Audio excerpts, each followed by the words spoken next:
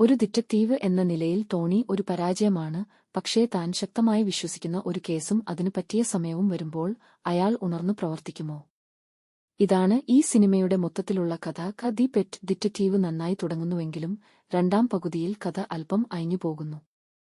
അച്ഛൻ തുടങ്ങിയ പരാജയപ്പെട്ട ഒരു ഡിറ്റക്റ്റീവ് ഏജൻസിയാണ് ടോണി ജോസ് അലൂലയ്ക്ക് അനന്തരാവകാശമായി ലഭിക്കുന്നത്. ടോണിയും ജോലിയിൽ ഒരു പരാജയമാണ്. കാമുകി അനുപമ പരമേശ്വരൻ അവനെ കളിയാക്കുന്നു. പഴയ സഹപാഠിയും പോലീസുകാരനുമായ രജത് മേനോന്റെ രൂപത്തിൽ അവനൊരു പ്രണയ എതിരാളിയുണ്ട്. കാണാതായ ഒരു വളർത്തുനായയെ അതിന്റെ ദുഃഖിതയായ ഉടമയ്ക്കും ഭർത്താവിനും തിരികെ നൽകിയ ശേഷം ടോണിക്ക് പെറ്റ് ഡിറ്റക്റ്റീവ് എന്ന പേര് ലഭിക്കുന്നു. എന്നാൽ സിനിമയുടെ പ്രധാന കേസ് ഒരു വളർത്തുമൃഗത്തെക്കുറിച്ചുള്ളതല്ല. മാത്രമല്ല, സിനിമയുടെ ഒരു പ്രശ്നം പ്രധാന കഥാപാത്രം അവന്റെ യുക്തി ഉപയോഗിച്ച് ഉദ്വേഗജനകമായ ഡിറ്റക്റ്റീവ് ജോലി ചെയ്യുന്നതായി കാണിക്കുന്നില്ല എന്നതാണ്.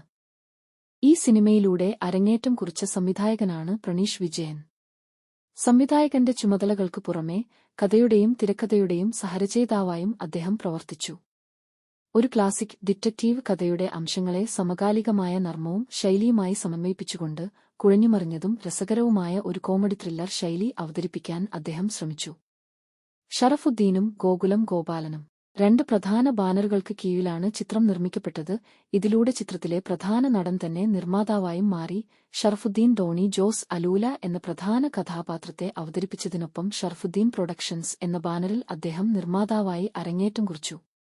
പ്രശസ്ത നിർമ്മാണ കമ്പനിയായ ശ്രീ ഗോകുലം മൂവീസിന്റെ ബാനറിൽ ഗോകുലം ഗോപാലൻ ചിത്രത്തിന്റെ നിർമ്മാണത്തിൽ പങ്കാളിയായി.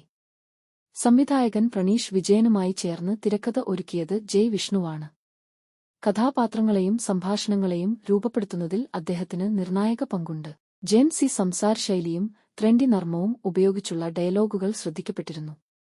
ചിത്രത്തിന്റെ ഊർജ്ജസ്വലവും വ്യതിരിക്തവുമായ ദൃശ്യഭംഗിക്ക് പിന്നിൽ പ്രവർത്തിച്ചത് അനന്ത ആണ്. സിനിമയുടെ പ്രാന്തൻ സ്വഭാവത്തെയും കോമിക് ശൈലിയെയും മികച്ച രീതിയിൽ പകർത്തി കഥയുടെ വിചിത്രമായ അന്തരീക്ഷം കൂട്ടാൻ അദ്ദേഹത്തിന്റെ ഛായാഗ്രഹണം സഹായിച്ചു. പ്രശസ്ത ചിത്രം പ്രേമത്തിലൂടെ ശ്രദ്ധേയനായ രാജേഷ് മുരുകേശനാണ് സംഗീതവും പശ്ചാത്തല സംഗീതവും ഒരുക്കിയത്. കഥാപാത്രങ്ങളുടെ ഗതിവേഗം നിലനിർത്തുന്നതിൽ അദ്ദേഹത്തിന്റെ സംഗീതം പ്രധാന പങ്കുവഹിച്ചു. ചിത്രത്തിന്റെ എഡിറ്റിംഗ് നിർവഹിച്ചത് അഭിനവ് സുന്ദർ നായക് ആണ്. ധാരാളം ഉപകഥകളും വലിയ താരനിരയുമുള്ള സിനിമയുടെ സങ്കീർണമായ കഥാതന്തുവിനെ കൂട്ടിയിണക്കി കൃത്യമായ ഒഴുക്ക് നിലനിർത്തുക എന്ന വെല്ലുവിളിയുള്ള ചുമതലയാണ് അദ്ദേഹം ചെയ്തത്.